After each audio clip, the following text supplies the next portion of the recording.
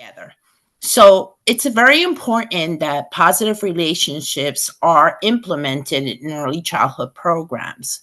And because you want to build a sense of community, right? You want to build a unit where everybody is inclusive, everyone's opinions count, everyone's input is validated. And how do we start this?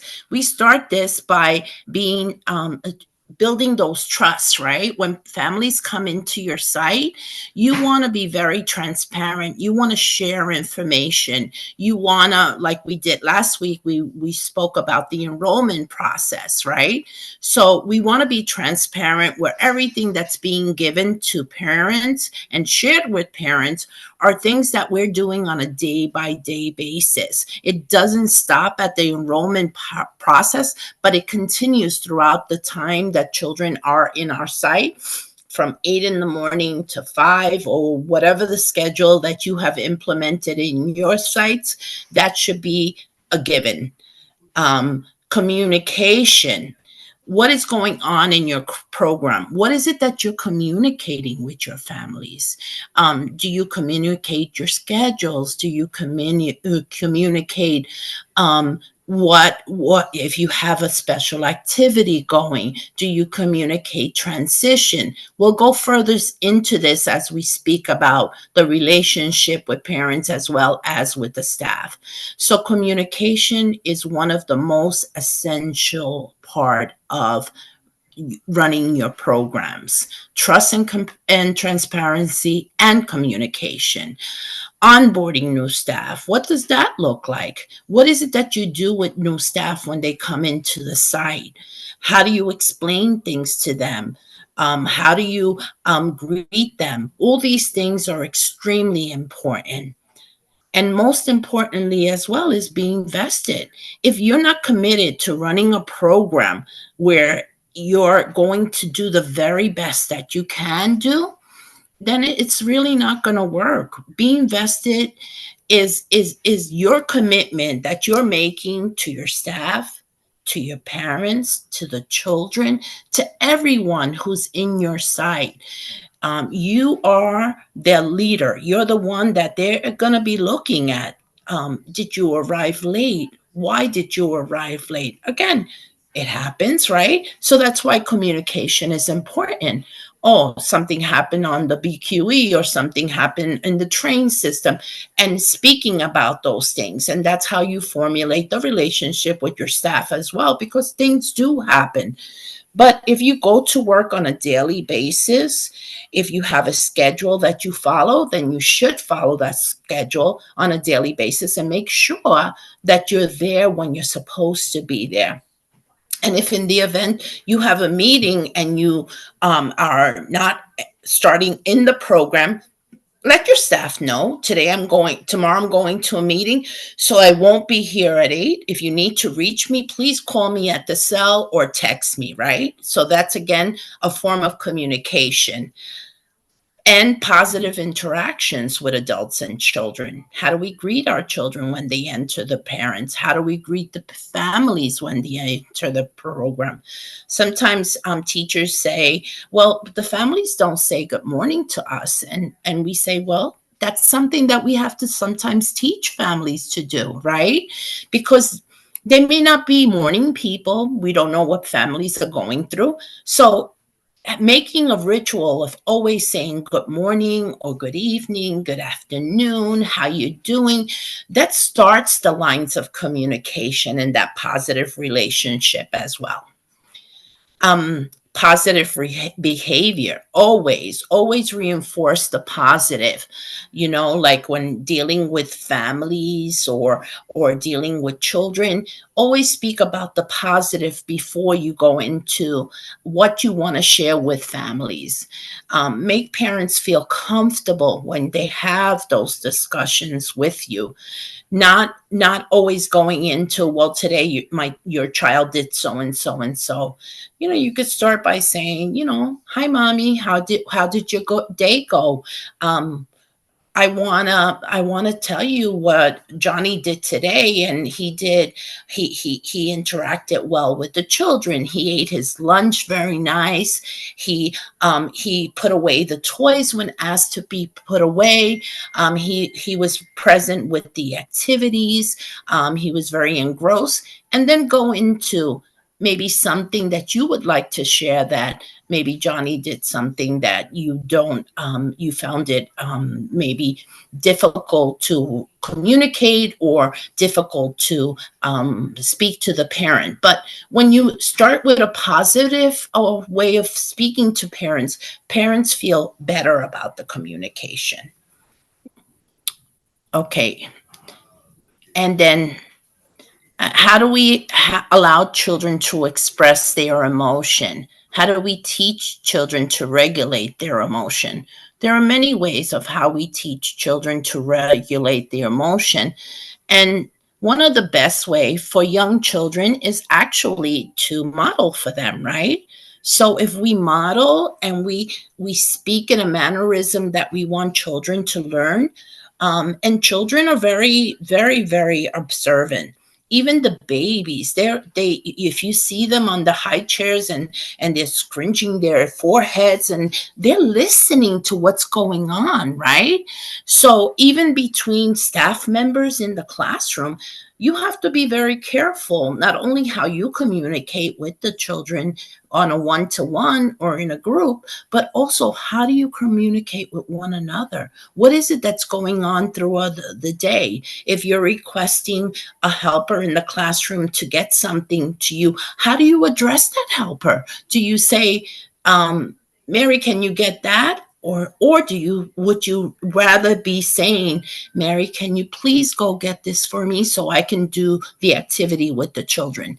So always be mindful that children in your classrooms are always going to be listening to you, no matter whom you're communicating with. So be vested in if in the event you are had a little disagreement with one of the staff members, be mindful that the children are always listening, always being attentive. And how do children develop social skills? Again, developing social skills is it's up to us to teach them, right? Are they interacting in positive ways with one another? And speak to them. Have a go down to their level, speak to them and say, you know, I think that I think Kathy got very upset with you because you took away the toy. How can we not make Kathy feel upset? What are things that we can probably do to make her feel happy again? And children will tell you they're great. I mean, with one another, they're such good partners. They build such good partnership with one another. And even if you have children in the classroom who have not yet developed these skills, how do we teach them? We teach them by example again. We bring toys, we give them options, we allow them to make choices.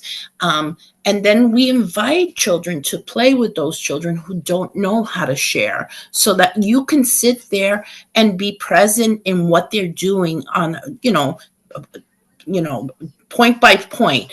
And when they grab a toy, you say, can you please just give him the toy? Here, Kathy, I'm going to give you the toy. And are you done with it, Kathy? Please give it back to me. So then you're modeling, you're giving them examples as to how you want them to develop social skills, right? And how do children learn academic skills? Again, the same way. You have to sit with them, or not only sit with them, because children learn independently, right?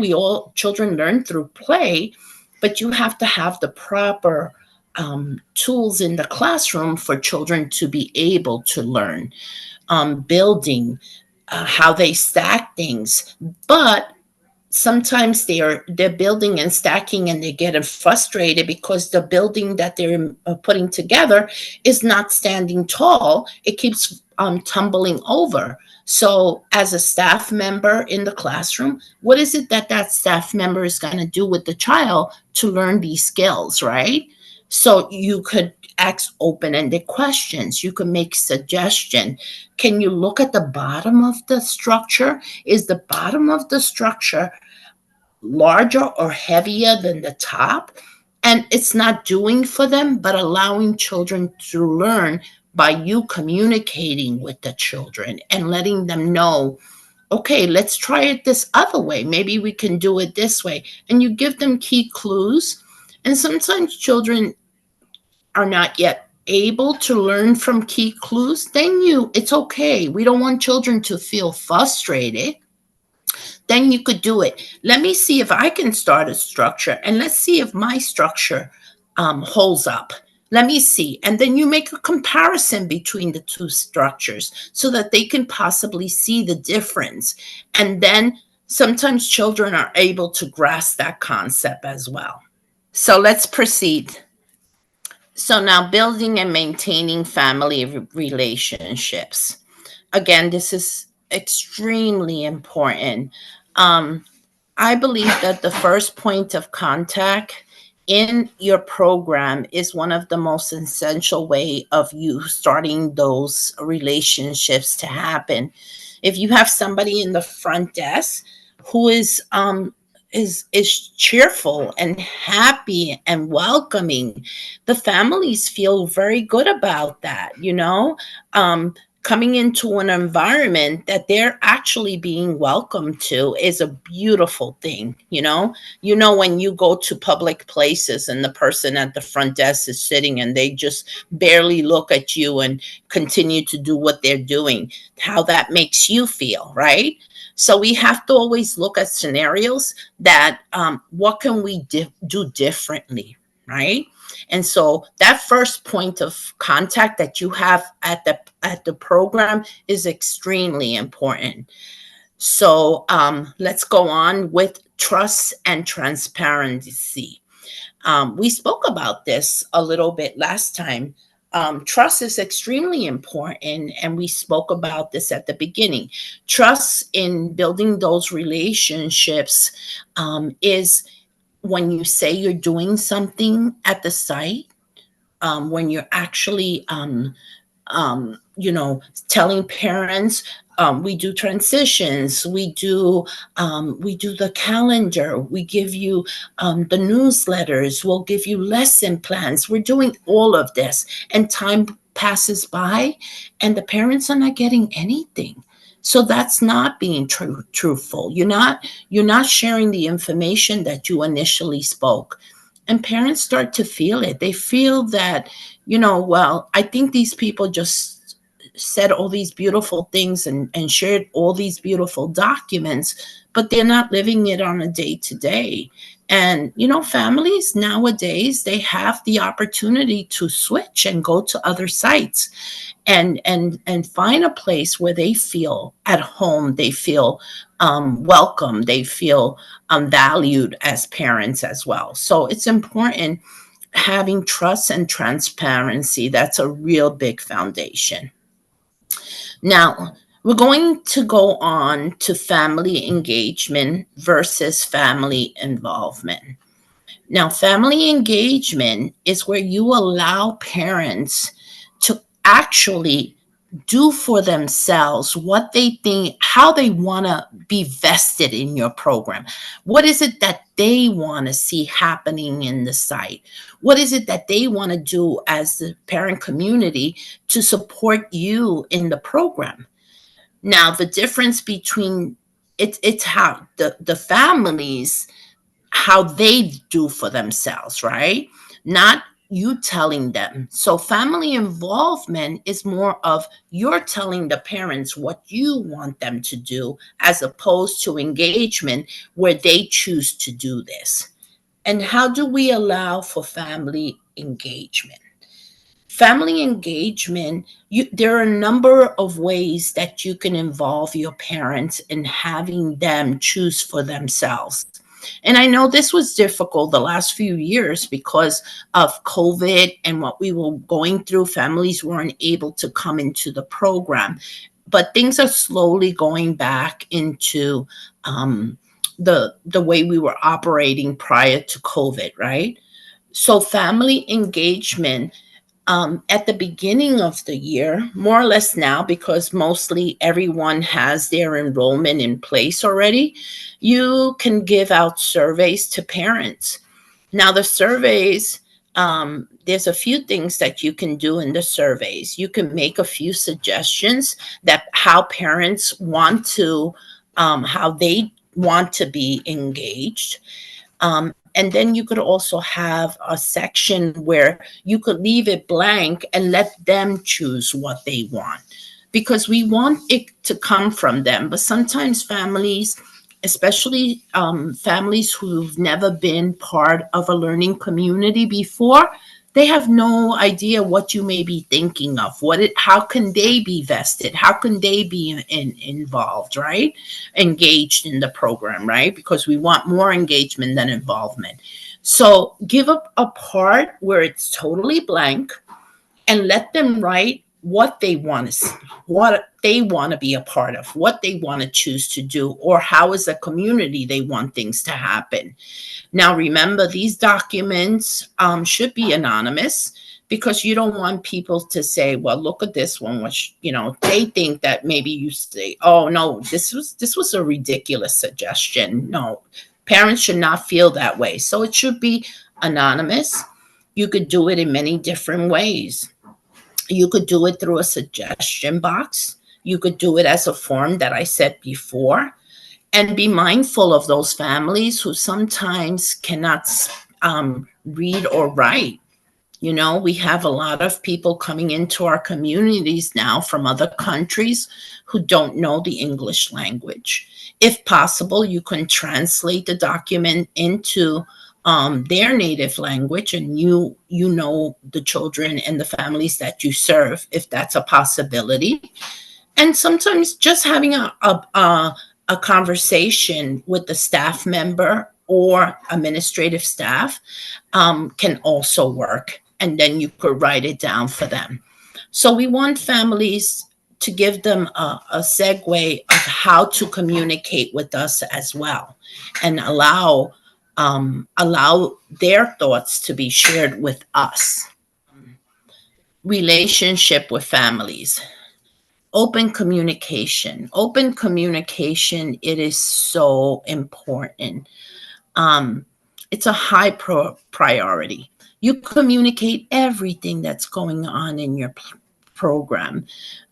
You should have bulletin boards where you can post your lesson plans, your newsletters, your schedule, also the calendar for the year. That's very important.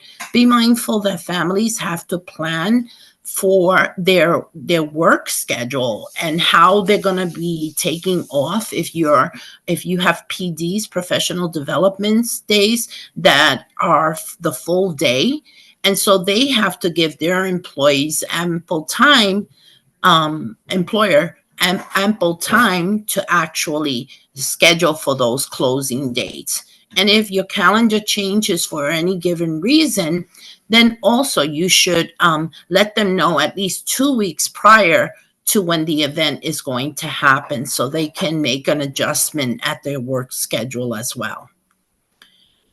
Any reminders, like we spoke last week about the Remind app, or any other means of social communication that you have with your families, posted in the Remind app. And you could do the whole classroom, every classroom individually, or you could do individual parents where you may have to share information. Remember not to share personal informations in those apps unless you're actually communicating just with the one given parent and the teacher or the director or the administration. Your resources. We have a lot of resources that we offer, and DOE shares a lot of resources with us, like workshops for parents. At the beginning of the year, even how to apply for programs. Those are all resources that are very valuable. So those are all resources that we can share. When families start asking you for how they want to be part, and you start looking through all the suggestions, that's when your job begins. You have to start getting resources to try to support what the family wants to get from our sites. Sometimes they're interested in going back to school. Sometimes they're interested in tapping into social services. So how do we make this happen to them? Do we invite people from these agencies to come and give workshops for them? Or do we give them paperwork so that they can actually do it independently? Sometimes, they're not always privy to the way things happen in this country because they may be new to the country. So some families may need individual training and individual um, sit downs. Not all families are at the same level. Some families are very privy to what's going on in our communities, but some are not. So it's important that after you gather all those papers and all those suggestions, what is your communication going to be with the parents? Are you going to establish maybe parent workshops? Are you going to do monthly meetings or bi-monthly meetings? That may be a little bit overzealous, but whatever works best for you in your program, you have to try to start an agenda and share it with the parents and say to them, you could start by saying, this is what I heard from you, the families that you want. And and then you could write it up, and then you could say, we're going to try to reach every single topic during the course of the year, or at least the most that were requested. And we're going to have a monthly meeting. And then you try to schedule so that the parents know when you're doing these meetings, maybe the second Friday of every month. So it's not a guessing game, and you initially say it at the beginning. Every second Friday of every month, we're going to have a parent meeting. So now, how is that going to look? You have to really schedule. You have to really know what you're going to be doing. Is it going to be virtual? Is it going to be in house? Do you have enough room to house all your parents at once? Are you going to assign different hours to individual classrooms? I think that that's going to be difficult if you have too many classrooms.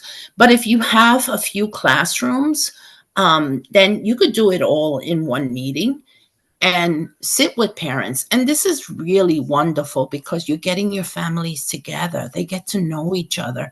Sometimes we know our families only by like Fabian's mother or King's dad, because it's always about the children, right, that we refer to. But if you give them an opportunity to meet and get to know one another, those relationships start and they continue when children then go to public schools or private schools. And if these children are together in the same classrooms, I've seen where families are so close that they pick up one another's children. And at the end of the day, I mean, they use each other as resources later on. And that started with you. That started with your program. And these relationships can be, everlasting. So it's a beautiful thing to see. Being inclusive, that's very important, and I know that all of you do this, but it needs to be mentioned in the event that there are new providers or directors that are here joining us. But being inclusive, welcoming everyone into your community, no matter what the background is, no matter if they're a different race, a different language, a different beliefs as yours. Everyone is part of our learning community. So I'm sure that all of you do that, and make sure that they're valued, that they're respected, that you speak to everyone in the same mannerism, that you don't that nobody feels out of place, uneasy. Everybody is welcome. And let's how do we appreciate these families who have been vested into your site? What is it that we as educators, as administrators, can do for them as well? Because they vested a lot of time into our programs in supporting our mission and philosophy, and supporting our teachers. So there are some times that we always like to be acknowledged, and how do we acknowledge them? um, I think a nice way is, like doing the special women in our lives, or and that's related more to Mother's Day, but we have to also be mindful that not every child has a mom. You know, there are many circumstances why children don't have mothers. They may be, um, that can come to the site. Sometimes they have, parents could be incarcerated. Sometimes they could have had a loss of a mother or a father. Sometimes a mother could be in another country, or a father, right? And that happens a lot when people migrate from other parts of the world. Maybe one parent came with the children and not both. So I always did the special women or the special men in our lives, so that the children don't feel like this is just strictly for moms and dads. And then what we would do is a breakfast or a lunch, or you could even do for the dads, because, usually dads come and go. They're really fast. They have to get to their work. And um, sometimes we have less dads than moms coming into the site to bring their children. So we would do breakfast on the go. And so we would do a little bag, and put muffins and croissants or a little bagel, and then we would do juice and an apple and do breakfast on the go. And then we would take pictures of the children giving their little bags to the family, to the men in their lives, and we would post them. You know, and it could be any man. It could be, and you could speak to the parent about, the mothers, how this would look. It could be even a cousin, a neighbor. Anybody could be a special part of that child's life, right? A man. And saying the same thing about the women, right? It could be the mother, it could be a grandmother, it could be a cousin, it could be an uncle, it could be, again, a neighbor, anyone. It's just a human being, a man or a woman. And so everybody has that, right? Everybody feels, all the children feel that they're celebrating this individual. Okay. Um, Now, we're going to speak about the parent teacher conferences. Again, parent teacher conference is very important. Sharing. And sometimes you have children who do wonderful progress, right? And they're doing exceptionally well. But you have those children that may not be up to par. They're not reaching their goals, right? They're not reaching their developmental goals. They may not, the skills that they're supposed to be for their given age group have not been attained yet. So, how do you start these conversations with the parents? What is it that you say to the parents?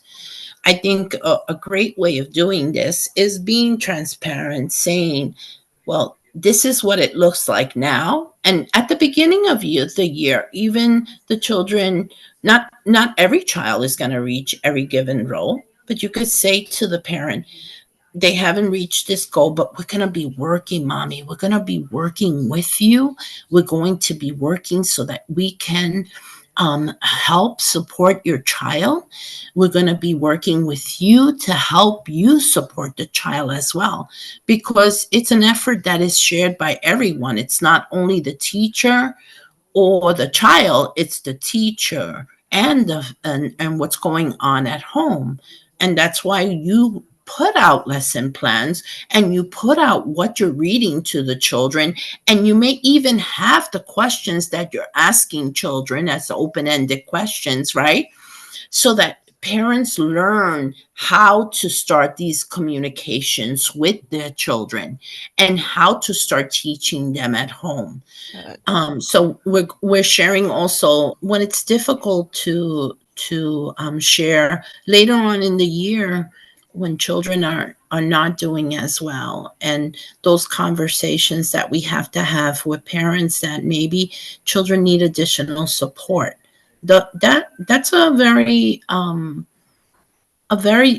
difficult situation. It can be. Now, families sometimes feel more receptive with their classroom teacher. And if that's the case, then let the teacher handle it. You know, if a teacher comes to you and tells you, Miss Nixa or Miss Fabiola, um, Miss Fabiola, I have a child who's really not progressing at the level, and I'm really concerned, and I want to recommend him for an evaluation. You could sit with your teacher and ask the teacher, do you feel comfortable having this conversation with the parent? You know, some teachers do, some teachers don't, depending on the relationship that they have with the parent. But sometimes the family feels a little bit more comfortable because they've established that really solid relationship because they've seen this teacher day in and day out, Mhm. and they spend a lot of time having conversations with the teachers.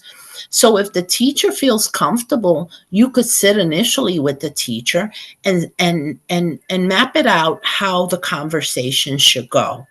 Again, always speaking about the positive and what the child is doing positive, and then going into the concerns. And not only are you saying the concerns, but you're bringing concrete evidence, your observation. These are the observation that I've written throughout the last 2 to 3 months. I want you to see this is what the child has been doing. And then if you have they have that conversation and the parent agrees, then we go on with the evaluation process. If the teacher doesn't feel comfortable, then the teacher could be part of a conversation that you have with the parents with you as the leader of the program. The two of you and the director or any of the administrative staff can sit with with the family and the teacher and discuss and say, as well as if a teacher comes to you and says to you, and this is something that you should be doing, about a child's behavior, you yourself should be going and observing the child, writing notes, seeing what you have seen the child do or say, or how their behavior is in the classroom. So again, it's the teacher's observation, it's your observation, and sometimes the I've seen where families feel very, very comfortable in speaking. I've seen where parents are not very comfortable in speaking.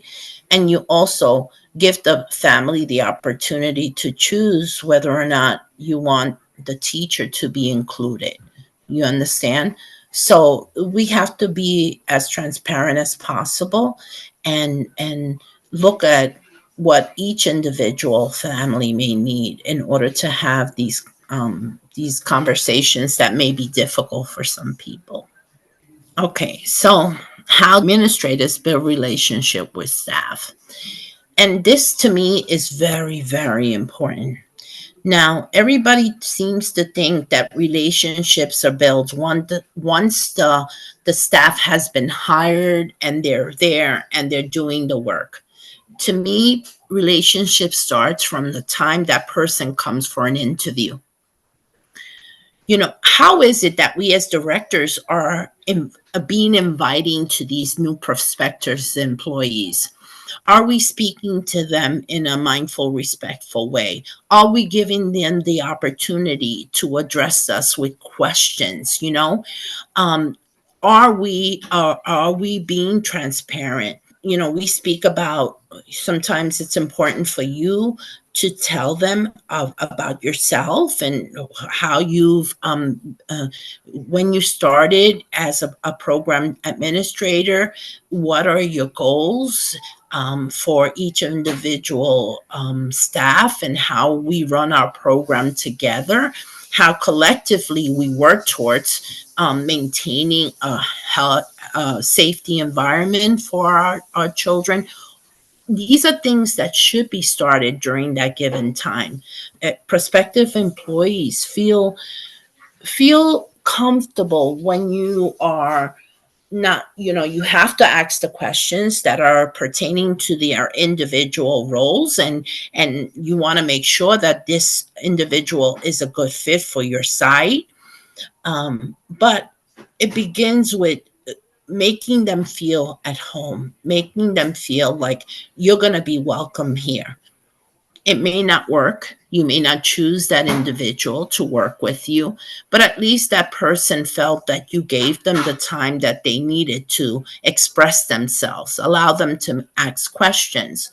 Another thing is you should take them throughout the site. You take them and you introduce them to the people that they're going to be working. You take them around the center and show them your center. This is what we have as an extracurricular activity. We have a library. We have a music and art center, or a new custodian. These are going to be some of your responsibility, and you share with that. And it doesn't mean that you're going to choose that person, but give them an insight about what their role is going to look like. And then it's also, once the hiring process and have that good rapport, because hiring process now is really a doozy. There's so much paperwork that you have to get together. They have to feel comfortable with you. They have to feel comfortable. They may not know a document. They may not understand a document. And you say to them, if you ever have any difficulty with the paperwork, please feel free to reach out to me. Come and speak to me or call me, and I'll walk you through the process. You want to be able to submit the paperwork in a good manner so that the employee does not get rejected. And what do they have to do to get pet approved, to get the pet's fingerprint? They have to know the money that they paid. You have to be transparent. Is your board going to pay them for taking their fingerprints? Do you have that as a common practice? If you don't, you have to let them know this is something that you're responsible for doing and paying. And we continued with your hiring process. It should be never something that they learn as they doing the process, that there's monetary funds that they have to set out that you're not going to give them. So some people get discouraged with that. So be very transparent about that. So then once the hiring process was completed and now your new staff is here ready to start, sometimes we forget that they may not have the experience that they should have to be in charge of a classroom. Or they may have the education, yes, obviously, but they've never worked with a group of children. And there's so many other things than just what you learn in the books and when you're in college. It's your policies and your procedures. What does that look like? What is it that these new employees should do if they're working in the classroom? Be mindful and match seasoned employees with that can mentor a new employee. Like they could teach them, what is it that we do when we welcome children into the program? What is it that the parents need to do? Do they have to sign them in? Is it a daily health inspection is going to happen? All these things are something that we're mandated to have, right? And you guys well know that we are mandated to have, but these new employees may have no idea that this is what's part of the process. Okay, so encourage people to talk and acknowledge another good thing about staff relationships is acknowledging staff accomplishments, telling them, wow, you did a great lesson plan. Look at you. You came in with such great materials. You executed it so nicely. Children didn't have to wait to sit and wait to get the materials. You were on point. You had everything ready. All of you collaborated well, and make that acknowledgement, be thankful. And then also listen to staff. you know Staff has a lot of knowledge about how they are interacting with their children, how they're interacting with the staff. They have a lot of resources that they can give to us as administrators, and we can support them on how to deal with situations that may be difficult. Also, provide staff with professional development.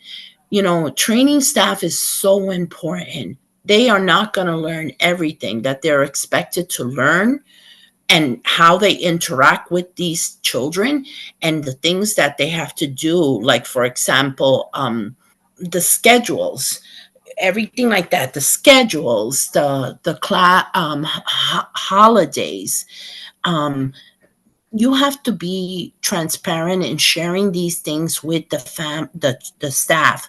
You have to show them the protocols that you have in place, lost child protocols. You have to show them emergency procedures, your fire evacuation plan, your fire drills, how to conduct a very good fire drill.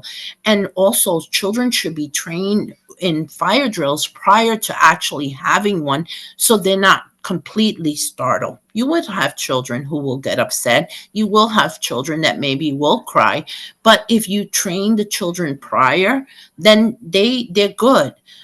Um, all of these things new employees should know. Everybody should know all these things, because if they don't know it, they're not doing the job that they're supposed to be doing, and it could cause some bad ramification to the site and to the child. Okay.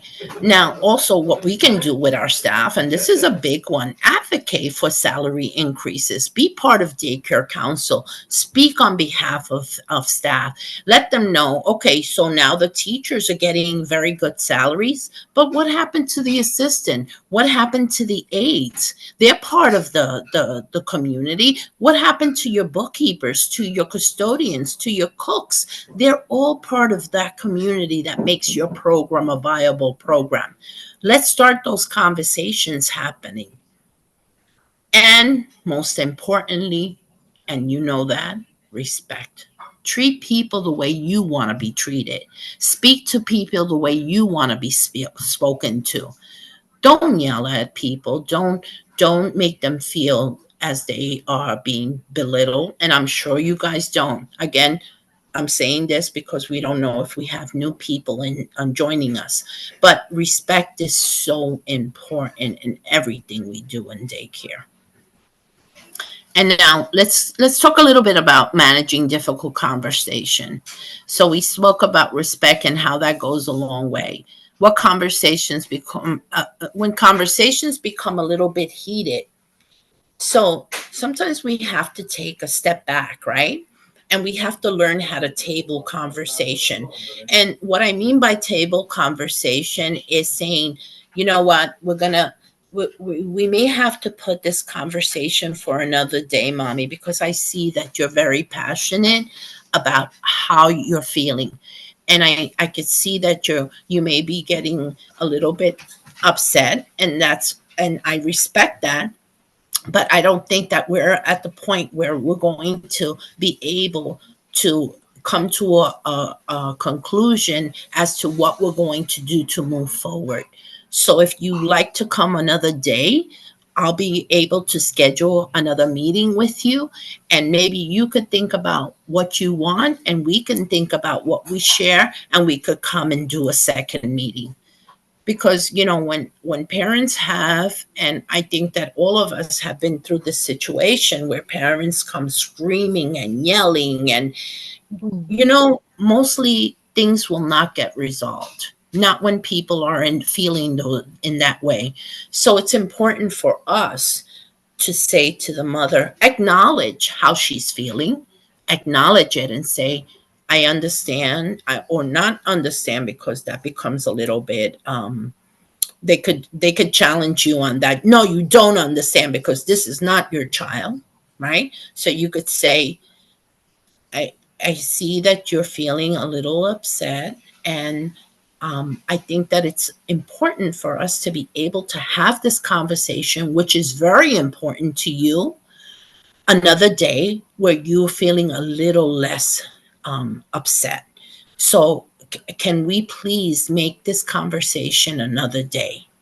And some parents will say no. And you say, well, I think that we're not going to come to any kind of agreement or any resolution if we continue with this.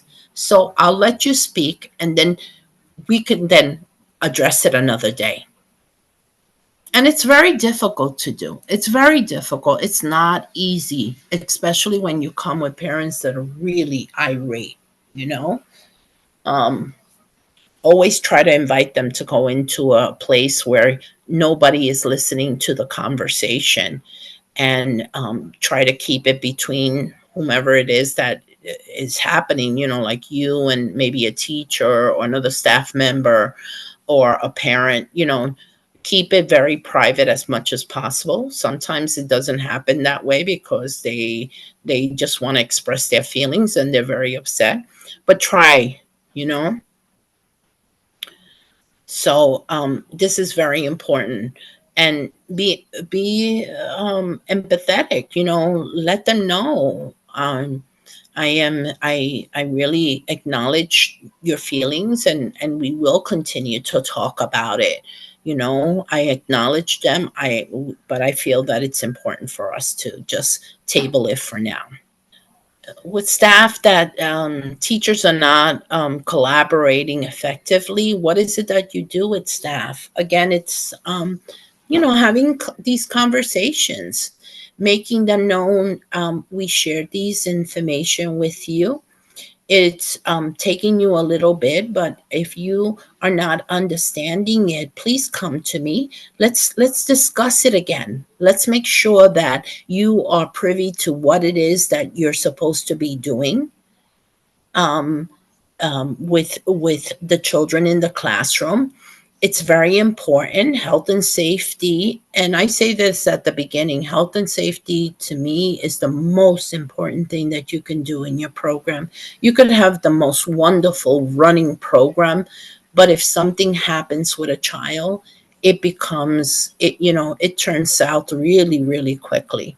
So we really need to address those situations where you may have a staff that is not collaborating or is not working to your expectations. And sometimes, unfortunately, that's the role that we play. You have to start writing them up. You have to start having these conversations after you've tried to support them, and you've spoken to them, you've had meetings with them. um, you have to start that formal warning. You have to then start a verbal warning, and then you have written warnings. And if it comes to the fact that the staff is really not working, and not working to do what he or she is expected to do at your site, in the classroom, a custodian, the cook, then it's time to break ties with this employee.